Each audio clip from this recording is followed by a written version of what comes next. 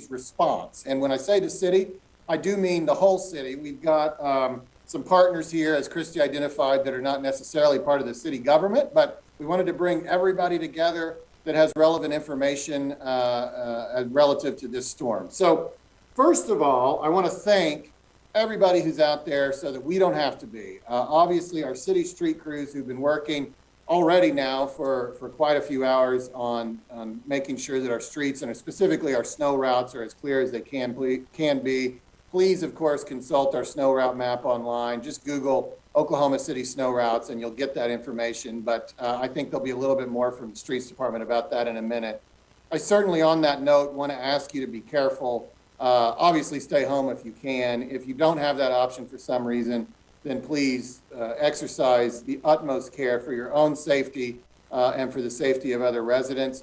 And you don't even realize necessarily the secondary results of getting in an accident. I was just talking to the CEO of OG&E about 10 minutes ago, and he said they've had to repair multiple poles already today that were hit by cars. So it's not just about your own personal safety. It can impact our power grid. So please stay off the roads if you can, but otherwise, in any case, exercise the utmost care. And I want to thank our city street crews. I want to thank our police and fire. I want to thank our line crews. You know, obviously, every function of the city government has got to continue during weather events like this, and they do all that good work so that our city can keep moving, and so we can be safe and we can stay home and weather the storm. Real quick up front, I'm going to introduce one of our partners. OG&E is a private company. It is our community's power provider. It does not answer to the city of Oklahoma City, but obviously we depend on their services. And at times like this, it's probably their phones are buzzing even more than ours. People want to know what's going on with the power. And so we did invite Christy Woodworth from OG&E to join us today. And I think she's going to provide a quick update. It'll come back to me and I'll provide a few more updates and then introduce our city manager. But Christy, the floor is yours. Thank you so much, Mr. Mayor. Thank you to you and Christy and Zach and the team for including us in this briefing. I did check our numbers right before we went live today. And across our system, we do have about 300 outages. Across the entire system, about 210 of those are in the Oklahoma City metro area. So our teams have been working overnight and all day today to make sure that as outages happen, they're working quickly and safely to restore power. We've mobilized about 4,000 restoration and support personnel across our service area so we can get folks back up and running if and when an outage occurs. And to your point, Mr. Mayor, we did have some significant outages today caused by vehicles hitting poles. So appreciate those safety reminders. On that same note of safety, just a reminder for folks to please stay away from any downed power lines. They are very dangerous. And if you see one, or if you have an outage, you can call us at 1-800-522-6870 to report a downed power line or outage. And customers can also sign up for My OG Alerts to learn outage information at their choice by email, text, or phone. That's super easy to sign up for. And of course, you can go to OG&E.com to understand any impacts of outages in your area and what may be happening with those. So with that, I'm going to kick it back over to Mayor Holt, and thank you so much for including us, and I'll stay on if there are any questions at the end. Absolutely. Thank you, Christy, and thanks as well for your folks that are out in these conditions. I also want to provide a couple updates from partners in our community. Homelessness. When weather gets like this and temperatures drop, that's one of the biggest questions I get is what are we doing for those who don't have homes? This community has a long-standing network of shelters that open up their capacity when this happens. And so all three winter overflow locations at the Homeless Alliance, City Rescue, and the Salvation Army have beds open at least through the weekend with increased capacity. I got off the phone with Dan Strawn of the Homeless Alliance just about 10 minutes ago. And I asked this question because it's one that I think people have. Does anybody ever get turned away? Because, you know, sometimes they'll list capacity as if that's a limit. And in reality, it's not. They will never turn someone away.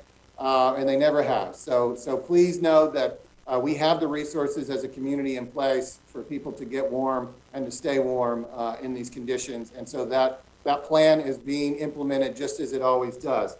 Courts.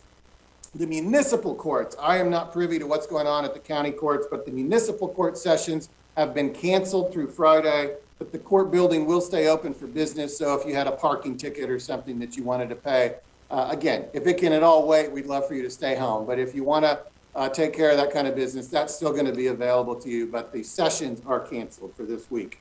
And finally, ONG, another partner like ONG and OG&E, in providing services to our residents. Of course, ONG is the natural gas provider for our community. They report that all systems are currently performing well. They expect them to remain functional and reliable as this weather system moves through.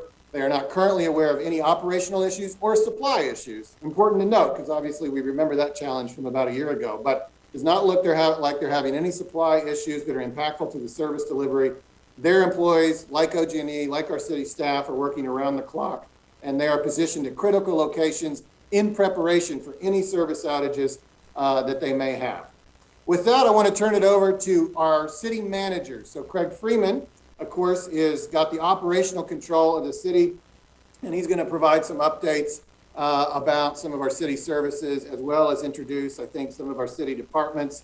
And then finally, I think we're going to hear possibly from a couple of other partners of ours at ODOT and IMSA. But first of all, to the city manager and city manager Craig Freeman, thank you so much on behalf of the people of Oklahoma City. I know I speak for the council when I say that, how grateful all 680,000 of our residents are for your service and the service of your 4,800 city employees who are hard at work right now. The floor is yours.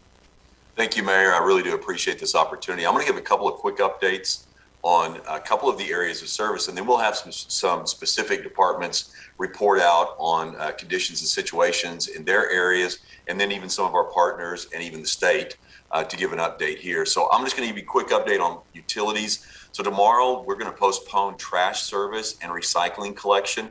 So if Thursday is your day for collection, the crews will come by on Saturday and pick that up instead.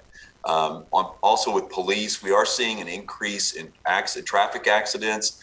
As time goes on and the conditions worsen, we're likely to see a situation where the police department is not going to be able to respond to non-injury crashes. And should we get to that point, which I would say is likely to occur later this evening, but once we get to that point, simply exchange the information, get your vehicles off of the roadway, and then exchange information and be able to move on so that we can keep traffic flowing. And the police department will always respond to injury accidents. And the Parks Department, all of our Oklahoma City recreation centers and senior centers will be closed today and tomorrow, the rest of the day today and then tomorrow. The Martin Park will be open, but the Nature Center will be closed. And then the Will Rogers Park will be open, but the Exhibition Center will be closed. I just want to echo the mayor's comments about, being thankful for our city employees that are out there. They're working in rough conditions, whether it's repairing water lines or it's picking up animals, it's responding to emergency calls for police and fire. All the work that's being done out there, I really do appreciate our employees and their dedication. The long hours the street crews are spending, working 12-hour shifts, rotating over a 24-hour period to try to make sure we're keeping the roads clear as we possibly can. Remember to check in on okc.gov where we have where we'll have the information about the snow routes. Raymond will give us a quick update on that. But I just want to say how much I appreciate all of our employees who are out there working and serving our residents. I'll turn it over now to our street superintendent, Raymond Melton, to just give us an update on the roads and what our crews are doing right now. Thank you, Craig. Good afternoon to everyone. The snow is very beautiful outside, isn't it? But it does create problems for us getting around on our roadways. So this morning at midnight, we began our 24-hour operations with two 12-hour shifts with 75 to 80 employees on each shift, with shift changes at noon and midnight each day. Within Oklahoma City limits, we have 20 snow routes, which include 1,238 lane miles, and we began each shift with we began this shift today with approximately 10,000 tons of salt. During the first shift today, we used 187 tons of salt and we drove over 1,700 miles. We began the day preparing for a chance of glazing over the streets with a little bit of ice. It's what we thought we were going to have, but fortunately that didn't happen. Therefore, at 9 a.m. this morning, we began a second round on our snow routes, pre-treating the roadways with a layer of salt. Currently, we have 29 trucks treating the snow routes with salt. We will not start plowing any snow until we get at least 2 inches of snow on our roadways. We encourage everyone to stay at home if that is possible, but if you must get out, please add extra time for your trip and drive slowly, and be extra cautious on our bridges and overpasses. Snow routes, mentioned earlier, snow routes can be found at okc.gov. So if you do have to get out, please pull that up and look and see where we've been ahead of you. Finally, if you end up behind one of our snow trucks, please stay at least 100 feet behind the truck just for everyone's safety. And I thank you, our residents, for your support and patience.